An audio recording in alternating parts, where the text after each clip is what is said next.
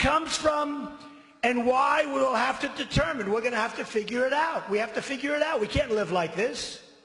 It's going to get worse and worse. You're going to have more World Trade Centers. It's going to get worse and worse, folks. We can be politically correct or we can be stupid, but it's going to get worse and worse.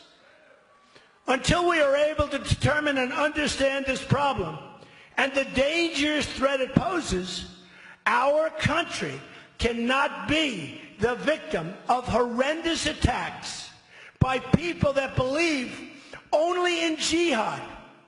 These are people who only believe in jihad. They don't want our system. They don't want our system. And have no sense of reason or respect for human life. They have no respect for human life.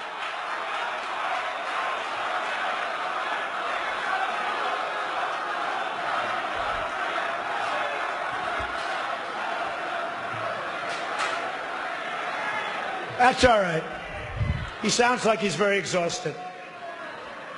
It's all right. Yeah, he's tired. So they have no respect for human life. So we have to do something. Now,